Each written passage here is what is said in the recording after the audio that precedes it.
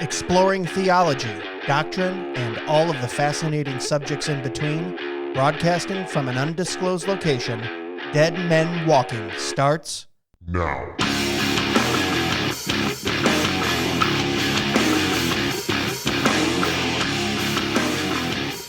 Well, hello, everyone. Welcome back to another episode of Dead Men Walking podcast. I'm your host, Greg Moore. Thanks for coming along for the ride. Thanks for checking us out at DMWpodcast.com, where you can find more about the show.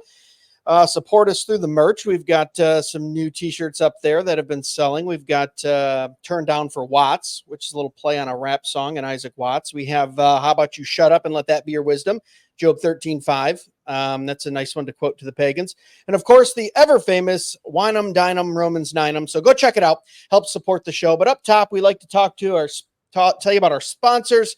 These guys are great. Jacob Supply. I mean, it's summertime. It's time to start construction, doing those jobs. I mean, we are in full swing.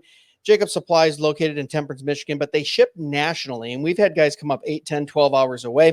What they do is they bring you building supplies at 30, 40, 50% off retail. He's a Reformed brother in the Lord. I attend church with him at Christ the Word. He is just a good dude building something for the Lord. And they treat you right. I mean, he's got PVC decking, $2.99 a square foot. That's more like 6 or 7 at Lowe's or Home Depot. Composite decking, 30, 40, 50% off. Appliances, all new, all name brand, all ready for you to take home. So whether you're construction management, you're doing that home project, make sure you check out jacobsupply.com or call them at 734-224-0978. And of course, you can click through on that on the link below. Love those guys. Let's make sure we support our brothers in the Lord. 2 conferences I want to tell you about very quickly. Workspace, that's coming up. You got about a week to get tickets, guys. David Bonson, Sierra Wiley, Steve Jeffrey, Dave Reese, Andrew Crappyshetz. Crappyshetz was just on the podcast last week. You guys should go check that out. They're going to be talking about what are we doing with work? Why do we work? How do we glorify God with it? It's going to be a time of networking. There's going to be business classes there. There's going to be some after beer and psalms. I mean, it's going to be a great time in Fort Worth, Texas. June 28th and 29th. So when you hear this, you're going to have about a week to go get tickets. They've only got a few left, if not already sold out. So, but hey, they wanted me to talk about it to this date. We're going to talk about it and get those tickets sold for them. So check it out, guys. It's going to be a great time. And then finally, thank God for Bitcoin. I met Jordan Bush 3-4 years ago. Love what this guy's doing, talking about fiat money versus digital money. Versus how we invest it, how we use it, how it can glorify God. And they've got a conference coming up in Rocketown, Nashville, July 24th and 25th. So about a month to get tickets there. And I heard that one is just about sold out. So you're going to have to move fast on that. They're going to have guys like Michael Foster, again, C.R. Wiley, Dr. Ben Merkel, Dr. Glenn Sunshine, Nate Fisher, Jordan Bush. I mean, you're going to be in good company, plus like 10 other speakers, special breakout sessions. You're going to have a blast in Nashville. You're going to learn about the glory of economy. Like I said, how to use money, invest money, all those things that we support here on the podcast. So go check those guys out and buy your tickets there. As I said before, all links below if you're listening or watching. So with the business portion out of the way, let's get right into it. We've got a special guest, second time on the podcast, I believe, maybe third. I don't know. I have to go back through over the 4 years, but is it third? Okay, it's third. Oh. It's been a while. He's the founder, CEO at Martin Capital and martinorganization.com, CBN, co-founder, former SBC executive committee officer, part of the team that started PayPal, the man, the myth, the legend, Mr. Rod Martin. How are you, Rod? Doing well. Good to be here. Good to have you back on. Listen, I follow you on social media. I really love your posts, the Facebook stuff. There's some friends that I don't get in my algorithm all the time. So I just go check in because I go, I wonder what they're up to. You know, the Doug Wilsons, the Joel Webbins, the Rod Martins, the, Tom Askells.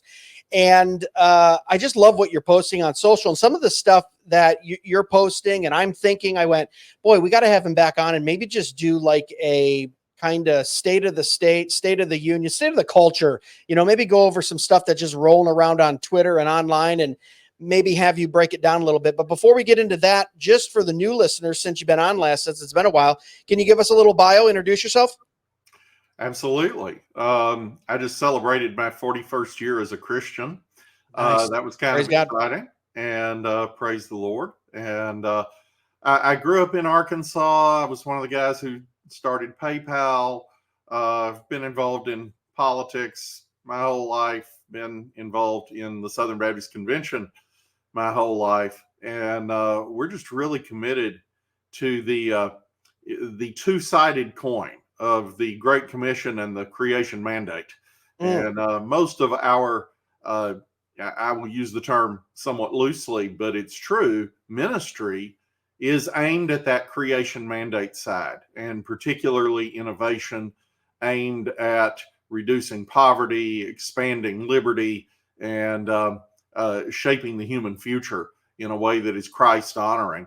And we obviously, anything we make, we then want to tithe and more than tithe. So we want to support the evangelization of great cities like Miami, which is ridiculously unchurched, and we're working on some pretty significant things down there. And what is an orphans ministry and lots of other things. So we have our fingers in a lot of pies, and really grateful to be here with you. Oh, I love it. And I do have to say for the listeners too, and I'm not just saying this because you're on the podcast today, but 4 years ago when we met, I think was the first time you were on. It was at the very first Fight Laugh Feast conference in 2020. And up until that point, I had understood the post-millennial theology, for 10 years, many of those years, a closeted Calvinist, as I called it, coming out of more legalistic and then very Pentecostal churches. And I understood the building of things theologically in the post-millennial view. But you were one of the first guys when I sat down with you at that conference and went, oh, this is a guy that's putting his money where his beliefs are. He's building things. He's looking towards the future going, no, that doesn't belong to the secularists and the pagans and the unbelievers. It belongs to us for the glory of God. And it was very inspiring to kind of have a paradigm shift for me. And it's embarrassing to say it was only 4 years ago, but just going, oh, it's not necessarily, you do the missions and the orphanage and we preach the gospel and we evangelize and all that. But we're also building things. We have our hands in pharma, and we have our hands in small businesses and large businesses and tech and all these things that you're involved in. And I went, wow, how inspiring to see someone actually living that out. Now, you're not the only one. Obviously, there's a lot of people doing that. But you were the first one we sat down with. And the way you talked about that, it really made me shift something in my mind. And it's been inspiring to me over the last 4 years. So I appreciate that. I'm really grateful to hear that. And I think that everyone, regardless of their eschatological view, needs to remember that Jesus has told us that he intends to reward those he finds faithful, working, tilling his garden and serving in his home when he returns. And I think a lot of people just ignore all of that and act like, well, we're just waiting for the rapture or whatever. And and everything we do is going to be burned down. Well, even if it is burned down, that doesn't change the fact that you don't have a calendar for when. So, if you're a total dispensational premillennialist, I remember when Hal Lindsey was telling us that the rapture was going to be in 1988, and oops, it wasn't. And a lot of things have happened since then, including the birth of my children and grandchildren. So if we just let the world go to pot at any given moment, we are really missing the boat, and the Lord will not find us faithful, and there's not going to be a well done, my good and faithful servant. But of course, from a post-millennial standpoint, anybody who has taken David Chilton or Ken Gentry or any of those guys seriously believes that we're building something that may take 10,000 more years or longer before the Lord returns. And you're not going to eliminate sin in that amount of time. I mean, you're not going to bring in the kingdom through any kind of works you may do. That's not how that works. But at the same time, the things that we do matter. They build, they accumulate, and the Lord has been very clear that the wealth of the wicked is being stored up for the just. So there is, that fifth point of the 5-point covenantal model of inheritance. God is providing an inheritance to his people through the disinheritance of his enemies, which is consummated in the life to come. There will be a new heaven and a new earth, and there will also be a lake of fire. So we want to build things in this life that matter, because God cares very much about this life. He cared about it so much that A, he created it, B, he put us in it, C, he incarnated his own son to live among us and die and rise again. And he has a resurrection body, and he will be coming back here. And we see at the end of Revelation that in the New Jerusalem, in that city, there is no temple, for the Father and his Son are its temple. He's going to dwell with us here, and heaven is a way station. So we're building regardless of eschatological view. One of those, I think, is a lot more optimistic than the other, but both require the same work. And this is something Christians should be united around, especially in a time when the left is moving so aggressively against all of us. Yeah, no, so good. I'm so glad that, and I should have known, bringing you on, we're going to start off on kind of current events, and you just start preaching right off at the top of the show. I love it. And I'm here for it. But let's shift gears here. I wrote down 5 things. And if you go, hey, I don't care about that, not important, move on, we will. If you have a comment on it or thought on it, maybe we could talk about it for a few minutes. But here's some of the hot topic kind of issues that I see on Twitter and in social media. And I try not to take that too seriously. I usually let something go at least a month before I comment on it sometimes, because I go, in a few weeks, it'll fizzle out. We'll never see it again. And everyone got up, all crazy about it. And I don't need to get in the middle of it. But what I've seen over the last few weeks, maybe 3 or 4 weeks even, is a lot of talk about the woke right. And it confused the heck out of me, because I know what the woke left is.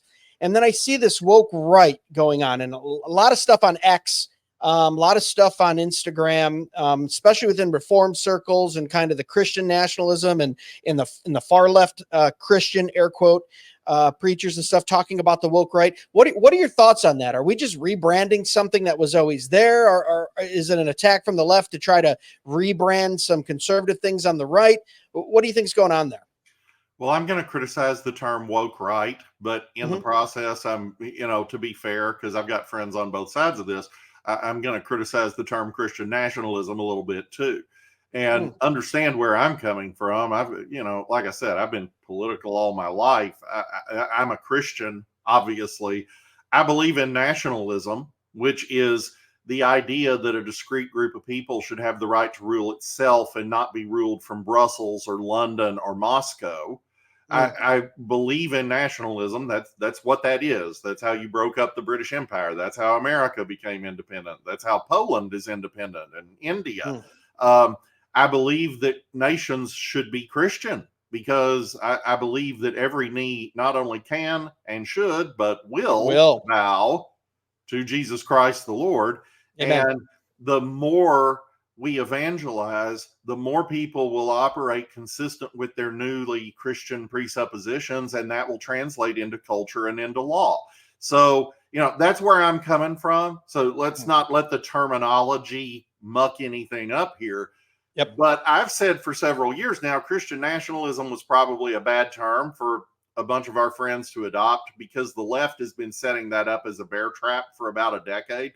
There have been all these books written from the left about the evils of Christian nationalism. And of course, they define literally anybody to the right of Joseph Stalin as a Christian nationalist, right. And they want to put you all in a camp. So, it's a bad rhetorical decision that I also said, years ago, I was on a panel with Mike O'Fallon, and I said, this is a bad idea. We shouldn't do this. And also, it's inevitably going to be done. A bunch of people are going to adopt this because it's an attractive term. Why wouldn't they? So here we are. Same kind of criticism of woke right. I understand why it's being used. I'm not entirely sure that some of the people using it understand why they're using it. It's entirely pejorative from my point of view. It doesn't really criticize an ideology. So the woke part is wrong. To the degree that its users are claiming that Christian nationalists are monarchists and so forth. Well, some of them are. Historically, in the European context, that monarchism is on the right. In the American context, it absolutely is not. So that, the right part of it isn't terribly useful. The woke part of it isn't right. Woke designates very specific beliefs derived from critical theory on the left. So what's really being criticized is methodology. Well, okay, so you don't like your opponents and you think they're not being fair to you on Twitter. Calling them woke isn't helpful. So, I think both of these terms are muddying the water and we're not really getting where we ought to. Yeah, so I have a feeling that I don't think that term's going to stick around for too long. We see some that try to stick, some that go away. That one, like you said, is very confusing to me because both of those words don't seem to go together or seem to correctly tag what it is maybe the opposition is criticizing. So I think we're on the same page there. It's very pejorative. It's catchy. It sticks in memory. Beyond that, I don't think it's terribly useful. I think it is the opposite of useful. All right. Tell me what you think about this, because this one is driving me crazy. Not literally, but, to use that term. We keep seeing the Constitution is dead everywhere online, especially, like I said, X, Instagram, TikTok, those type of places where I think that the younger generation seems to pick up on it. And then we get into the next generation that then interprets it. But it's been co-opted, I think, a little bit by the minority, if I guess you call it far right, not, neo-Nazi. I don't even know. It's hard to even say those words because it's so minuscule and so small and is blown so out of proportion that me even uttering those words seems to give it some type of credence that isn't there. But people are saying, oh, the Constitution's dead. This feeds into Christian nationalism. We need to replace it. And I've gotten called far right and Nazi for saying I don't think we've beholden to the Constitution for quite a long time in this country. I've been saying that since the late 90s when I was in high school and did my senior thesis on the buying of Congress. Everyone else was, doing Led Zeppelin and, my favorite food. And I went, I want to talk about how Congress is bought and paid for by lobbyists. And my teacher looked at me and went, wow, you're a real political nerd. And I went, no, this is interesting to me and we need to talk about it. So things like that, to me, I go, sure, we still adhere to some of the Constitution, but with the federal expansion of powers and 14th Amendment, all these different things, I kind of go, maybe not dead, but it certainly doesn't have the hold on this, on our elected officials like it did 100+ years ago. Heck, I would even see 1913 income tax, the whole Woodrow Wilson thing. It started then, right? So what are your thoughts? What's that? If not before. If not before. Maybe we had 40 good years here. I don't know, in this country.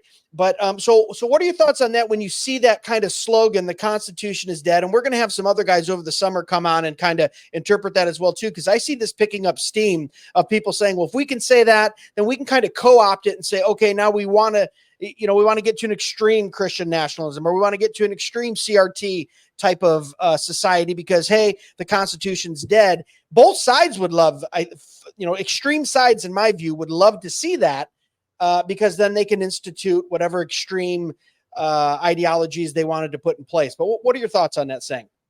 Well, first, if the Constitution were dead, we'd be toast. It's not gone. Obviously, it's restraining a tremendous amount of wickedness.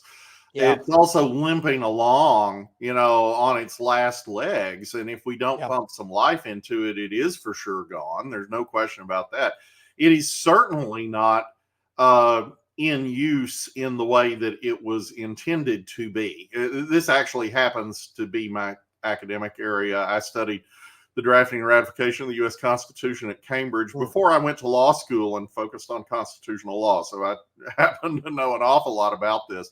And, you are right to identify 1913 as a pivotal point with the creation of the income tax and the elimination of legislators electing senators. You really take away the key bulwark of federalism. Before that, aside from tariffs and imposts and such, if Washington wanted to raise money, they had to divvy it up based on the census and send an invoice to Tallahassee or Austin or Sacramento, and it's up to the state legislature to collect it.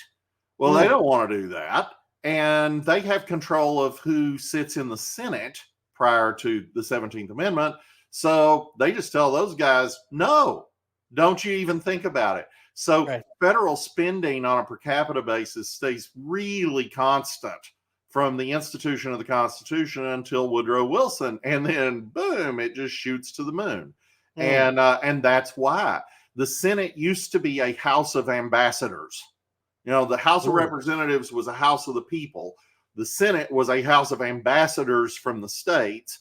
The president represented everybody. You know, so you have this, you have these multiple checks and balances that make the system constantly keep itself under control. And with the 16th and 17th, that is largely not destroyed, but crippled.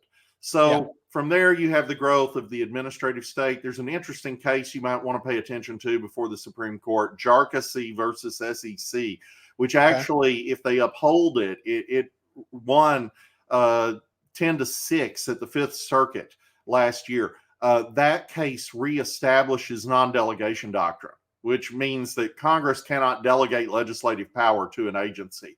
That would be a revolution. That turns back the clock in some ways to 1935. Yeah, and so, the bureaucracy associated with that, And that's my point. The Constitution isn't dead. We still have constitutional processes, but personnel is policy. So you get a conservative majority on the Supreme Court and other courts, and you start being able to enforce the provisions of the Constitution. So my take on this would be, yeah, we can absolutely lose the Constitution, but if we did, we'd want to resurrect it. You know, and you're exactly right. There are people on both sides that would really like the Constitution to die because they want to replace it with something different. And I would contend that while I could certainly see a couple of amendments that would make sense, our actual constitutional structure is the high point of human thought on self-governance. And if anything, we should be restoring it to look more like it did prior to 1913. Wow. You know, such a good point. And I'm going to tell you, Rod, you kind of just blew my mind again, kind of like 4 years ago, because I'd never heard it put that way. I don't think, you know, house of, you always hear that, you know, the House is the house of the people, but then the Senate was a Senate, a chamber of ambassadors. Yeah. That's crazy, because that makes total sense, because now we have two chambers that are popularly elected, which does not do us any good.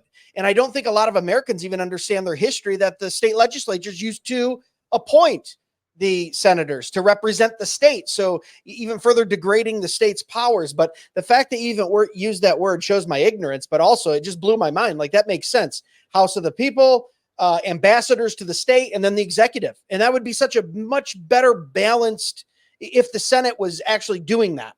It worked really well. And is it possible for that system to be corrupted? Because certainly that was the basis for which, you know, the 17th was passed. It's like, oh, you know, they're cutting backroom deals in the state legislature. Well, duh, they're cutting backroom deals to elect senators directly today. That, you know, you're never getting rid of that. The way to fix that is more oversight, more media, you know, people being engaged, civic involvement, all the things that we know we ought to do and are usually too lazy to get done. But the system worked brilliantly because it contained the federal government and it allowed the states to actually exercise a degree of sovereignty, not a ridiculous degree. They aren't all running off 400 different directions, but you actually had more and more and more local power, so that there was a responsible person you could buttonhole at the coffee shop, and he actually had a say over things and could make a difference. So it pushed government very, very far down the totem pole toward the people, and the people could have much more control over their lives. Yeah, and I'm in total agreement with you. Probably the peak of human accomplishment was the Constitution. If you really look at that document, how it was drafted, what they pulled from the Magna Carta, how they crafted it, and I'm just agreeing with you. English Bill of Rights, and you know much more about this than I do, but what an absolute masterpiece. of a document. And unfortunately, the average American has lost the respect for that, doesn't understand it. I think it goes to the quote too. You would probably know who said it, but something like our Constitution was made for a religious and moral people. And is wholly unsuited to any other. There you go. I knew you'd know it. You know the problem.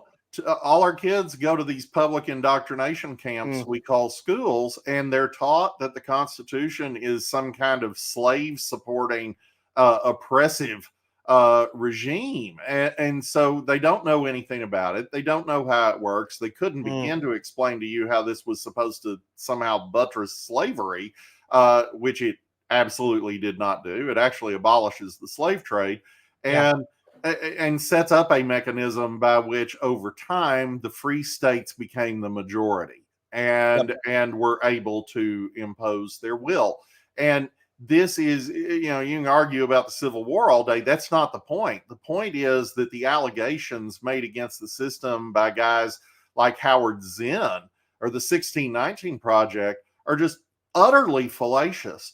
And our children don't know that anymore unless we homeschool them or Christian school them, which is what I did.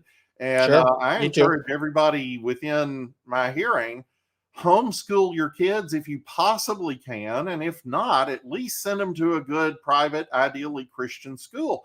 You as a father are responsible for the upbringing of these children and what they learn. And Vody is always saying, you can't send them off to Rome and expect them not to come back Romans. That's just basic logic. So take control of the schooling of your children, and by the way, have a bunch. Be fruitful and multiply. Fill America and subdue it. Amen. Yeah, one of my proudest moments as a father is when my second grader years ago came to me and said, "Driving is a legal right, not an inalienable right." Right, Dad? And I went, "Okay, we're doing something right." She's starting to distinguish. So, let's shift gears. SBC. I've been seeing this all over my feed. Last time we had on Dusty Devers to give us the update. He's busy. Speaking of senators, he's a state senator now, so he's busy doing his thing in his chamber. But I know that you've had a lot of, obviously being associated in the past with that. Can you just give a breakdown of people who maybe they're not in that denomination, maybe they're just looking from afar, non-denominational, Presbyterian, Lutheran, whatever they are, listening and going, what's going on with that? I keep seeing law amendment and this and that. Can you give us like a little synapse of that just so we can be updated on it? Well, let's define why it matters before we do that, because people don't know. Baptists don't even know. What really matters here, you could talk about, we've got the biggest mission boards and we're the biggest Protestant denomination and blah, blah, blah. No. Ignore all that. That doesn't matter. What matters is we are 11% of America's churches, but our 6 seminaries educate 1/3, 33% of all the seminary students in the country. Now, if I lose Harvard, oh wait, we already did. There's nothing I can do about that, because that has a legal structure which is known as a self-perpetuating board. That board appoints its own successors. There's nothing I can do to affect that. And they've got a huge endowment.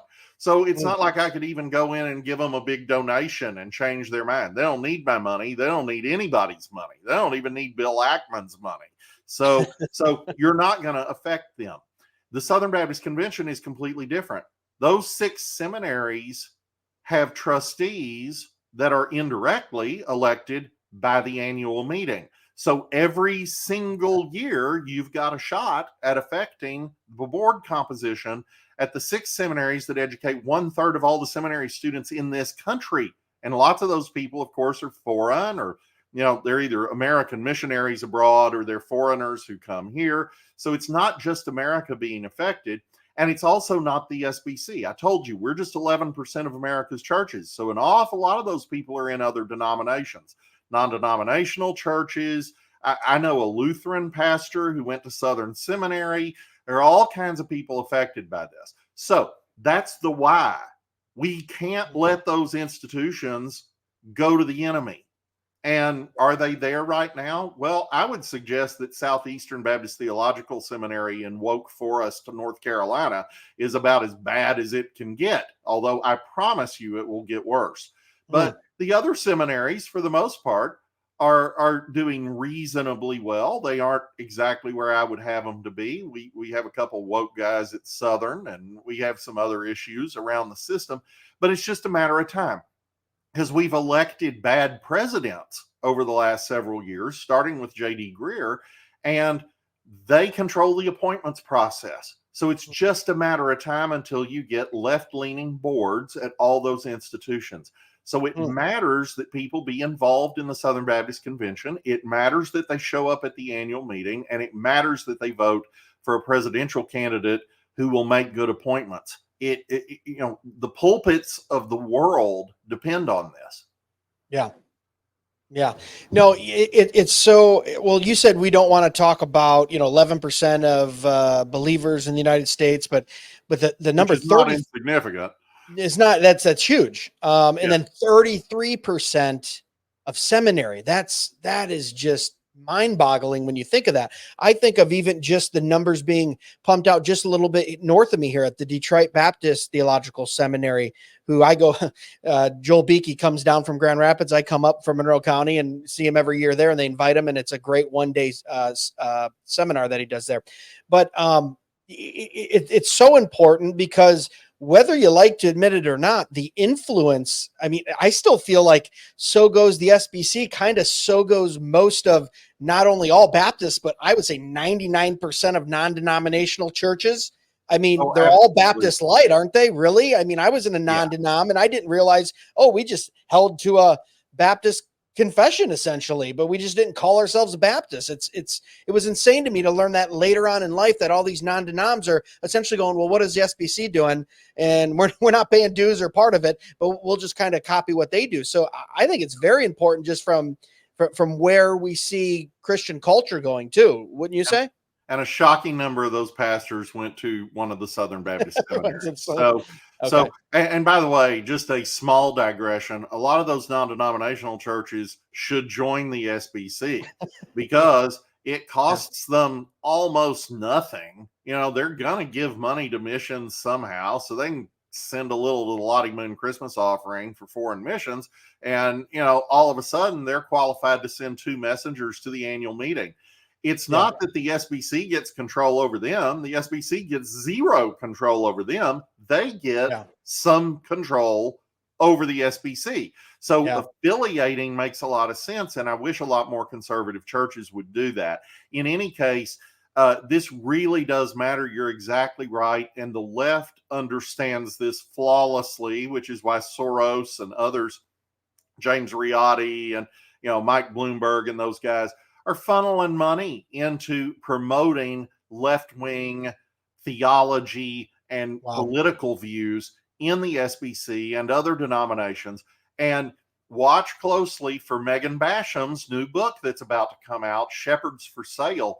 Girl's got the receipts, and it is staggering what the left has done to try to co-opt our denomination and other denominations, especially since the Trump victory in 2016. That really freaked them out.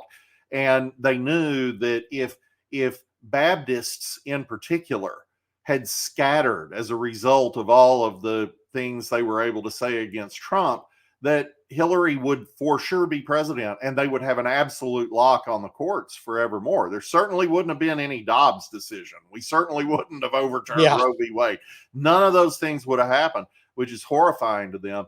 And a lot of the things that they would like to do right now, that they're doing under Biden, that would like to do in a second term and beyond, would have already happened, and there wouldn't have been a thing we could have done about it. So we thwarted them for a good long time. Trump was killing it on judges. We were on track. Nobody seems to know this, but we were on track. If he had gotten his second term, we were going to have a conservative majority on every U.S. Court of Appeals by the end of the second term. Wow. And he was flipping judges like mad. And so, they're desperate to stop him. They're desperate to stop anybody like him. If you got rid of Trump and you got somebody, of similar quality, say a Ron DeSantis or a Ted Cruz or somebody, they would annihilate those guys just as hard as they're trying to do Trump. It's not personal. they are on a mission and we are in their way, and the SBC is in their way. And so they've put a lot of effort into flipping it to their, either to their position, or in the alternative, just rendering it irrelevant. Yeah. So let's move into Trump, but very quickly, I just wanted to confirm what you were saying and kind of what you teased about Megan's book too. So we've known that there's some factions within the SBC leadership that is woke and left. You're saying there might be some receipts on actual funding and how that's being funded through some elites. It's just not, you know, a group of pastors sitting together going, "Hey, I think we should accept trans now. I think that's biblical." There's a legitimate coordinated effort to fund these ideals. And you're saying that's out there, and you think some of that will come to light in the book and in the near future? Oh yeah. I mean, a lot of this just is the marination in the current culture that you see, but some of this is being directed and some of this is being very well funded. And, you know, it's one of Morton Blackwell's laws of the public policy process. Nothing moves unless it's pushed. Yeah, some things are getting pushed. Yeah. Okay. All right. Let's go to Trump. What do we think of this? We've got the verdict. He's going to go to sentencing. Is he going to see jail time? Is this going to affect the candidacy? Do people even care? I know he raised $52 million in the first 24 hours after being convicted, and 30% of those were new donors that had never donated to a Trump campaign. I have to believe the left is going, what have we done here? It seems not to be working, whatever it is that they're doing. But what are your thoughts on the whole thing? Well, and if memory serves, I think he raised about $400 million over the course of 2 weeks, which is just staggering.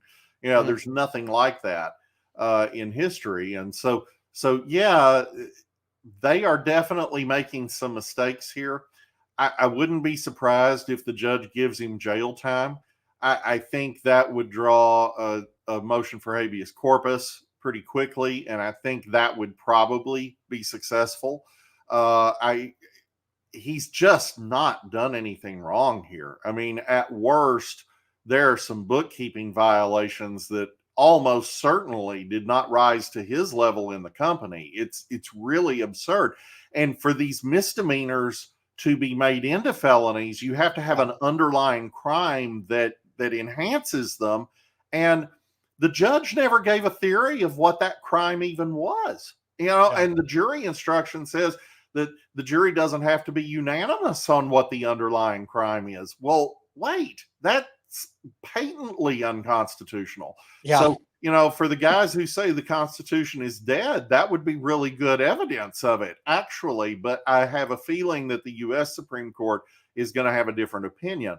So if he can stay out of jail from this, he's probably in pretty good shape. I think the documents case is going nowhere.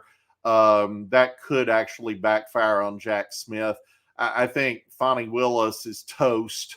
You know, most of this stuff is just utterly absurd. And the fact that they're weaponizing the legal system is really dangerous to everybody. If you can go after Trump because you don't like his politics, you can go after Greg because he made the wrong face at the wrong waitress who turned out to be an important person's daughter. You know, this is the problem. And that's why you're starting to see guys like Bill Ackman really, really wig out about it in New York, because who wants to have a nexus with New York? New York is one of the two financial capitals of the world, but you see tremendous capital flight now, primarily to South Florida. But now you even see, you know, we're going to have a new stock exchange in Dallas. Yeah. And it is major players backing that happening because they don't want to have a legal nexus with the city of New York, and they're right not to. We've got a company we're wanting to take public in the near future. And if there's a way for us to do that in Dallas rather than New York, we're going to do it. And that isn't something I imagined I would ever say, but you're just not safe doing business in New York or Delaware today. Yeah, it's pretty crazy when you see the wealth shift and even updated census numbers, estimated anyway, of people going to Florida and Texas and out of New York and California. I mean, it's almost a direct correlation. But yeah, they lost me in the Trump trial when I saw a CNN headline that said why it's good that the prosecutor's star witness lied under oath. That was an actual headline. I posted it on my Twitter or my X account, and I went, "You just got to shake your head," because Cohen had said some stuff and then said, "Oh yeah, I lied about it. He didn't know anything. I was just doing stuff," and still got convicted off of their star witness lying under oath. But why it's good that he actually lied? Why it could help the case that he lied under oath? So that Trump had a senior law professor who's a former chairman of the Federal Election Commission, who was ready to come give testimony on the supposed underlying crime, which again, the judge never bothered to give definition to. So, the whole case is bogus unless you have that underlying crime. But one theory of that case was that this had been an improper campaign contribution, obviously, and there's a federal background to that. Sure. This is the theory with which they tried John Edwards some years ago, and of course that was a hung jury, and they ended up not prosecuting it because the FEC came out and said this just isn't a crime. You're just going at this wrong. Well, Brad Smith was going to come testify to that. The judge wouldn't allow the testimony. So we've got a former Federal Election Commission chairman who is barred from testifying, but Michael Cohen can sit up there and lie all day. I mean, it's just insane. And it shows you we no longer have a justice system that is vaguely American in New York. We have a Venezuelan or Cuban or Soviet justice system in New York. And if the appeals courts there don't do something about it, you're going to have massive capital flight from the city. Yeah, and I would just reiterate as we wrap this up too that we wouldn't say, we're not saying the entire justice system is broken altogether and burn it to the ground. We would say we have a localized set of a group of people who had aligned motives and did something unconstitutional. That's the way I kind of see it, because I see the justice system working very well in other states. I've seen, in the last 5 or 10 years where the federal justice system has done some good as well too. But those types of people, judges, prosecutors, crooked, they need to be pulled out, prosecuted themselves. Yeah, absolutely. And you've got to do something about the senior ranks of the FBI, which has been utterly politicized and has utterly abused power, and it's plain as day. And if some heads don't roll, it will only get worse. You have to take care of these things. But you just nailed it. Most of our justice system still works really well, but elections have consequences. Yeah. And if you let the Democrats appoint all the federal judges over the next several years, you won't have a functioning justice system. Everywhere will be New York. And that's what we're facing. So we actually have to take these things seriously, just as we have to take the elections in the Southern Baptist Convention seriously. We're actually called by Christ to be stewards. We are to steward these institutions that he has gifted to us. And if we don't, we have nobody to blame but ourselves. Yeah, so true. All right, let's wrap this up. Last one. 4 years ago, we touched on AI, artificial intelligence. I'd say even 4 years ago, it was still kind of, I think it was brand new. You've been in the tech space before. What's your update 4 years later from when we talked last time about this? Where are we at now? Is it something Christians should embrace, be worried about, be concerned from afar, be involved with, use it for business and God's glory? Like, where do you land on that now, having, everyone in their mother introducing AI in every aspects of technology? AI is a marvel, and it's also not a god. And there are a lot of people in Silicon Valley who are trying to deify it. And you saw that begin with the transhumanist movement, and it's moved into this idea of the singularity and so forth. Is this a really, really powerful tool? Yes. Can it be horribly misused? Oh my goodness, yes. And just the so like every tool that the Lord gives us, then there are a million ways to abuse this, and we are not necessarily being very wise about how we're going about this. But is it a powerful, useful tool? Well, yeah, in very much the same way that a combine and a plow and a tractor were. we went from nearly the whole population having to be engaged in the production of food to less than 2% of the population being able to feed the whole world, because we added technological tools. And the same thing here. And by the way, we don't have some massive percentage of the population unemployed because they're no longer working on farms. That allowed them to seek better employment doing cooler things that no one would have dreamed of 100 years ago.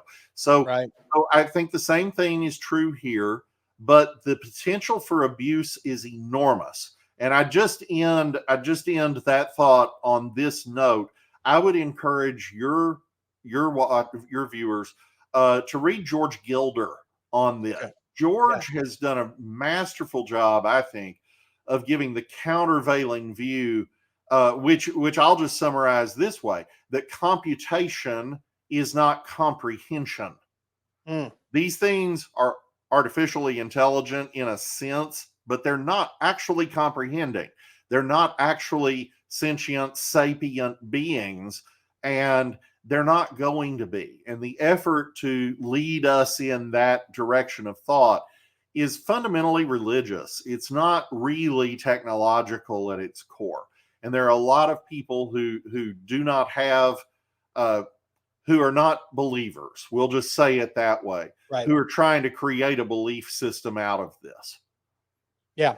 So I would say embrace it, but use discernment, like all tools that God gives us, right? I mean, yes.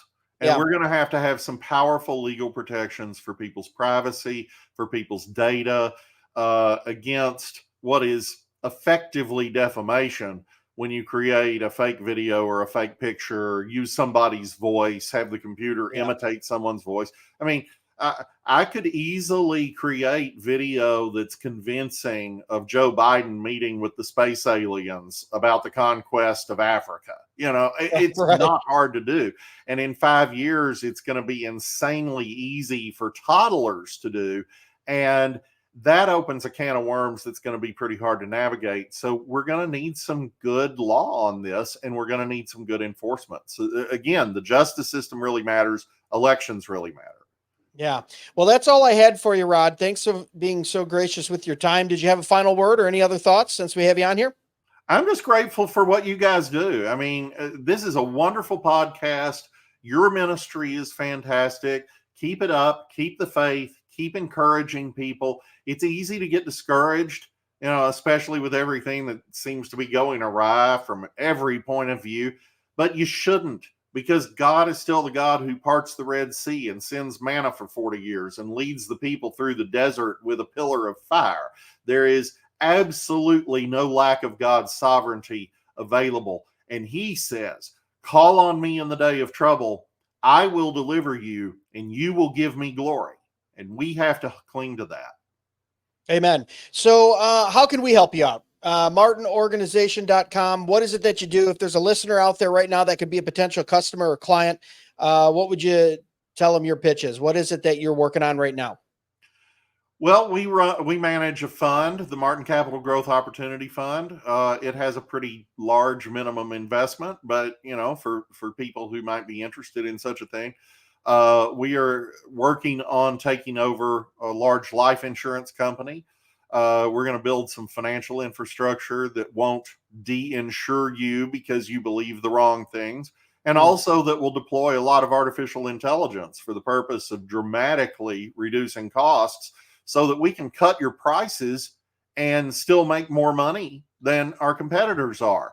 And so that'll be good for everybody. That'll give us more tithe money. And in every way, we want to advance the kingdom. So I would also encourage people, follow me on Twitter at Rod D. Martin. I know it's X now, but whatever. And also on Facebook. And I appreciate you and I appreciate your audience, and happy to help out anytime.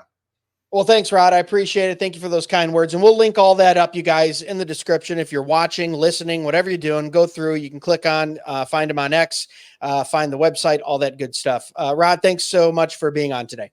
Thank you. Yeah. Guys, thanks so much for listening to another episode of Dead Men Walking Podcast. As always, you can find out more about what we do at dmwpodcast.com, or follow us on socials, Dead Men Walking Podcast, except for X. They wouldn't give us that. It's real DMW Podcast. But other than that, keep sharing with a friend, keep listening. We appreciate you. As always, the chief end of man is to glorify God and enjoy him forever. God bless. Be sure to check us out at dmwpodcast.com, where you can purchase the best and snarkiest merch on the internet, support the show, and leave us a review or message. Dead Men Walking can be found on Facebook, Instagram, and YouTube at Dead Men Walking Podcast, and on Twitter X at Real DMW Podcast. The Dead Men Walking Podcast is part of the Fight Laugh Feast Network. For exclusive show content, be sure to download the PubTV app and become a member. If you're a business that needs to reach hundreds of thousands of potential customers in your demographic, podcast advertising might be for you. Send all inquiries to deadmenwalkingpodcast@gmail.com. None your biscuits.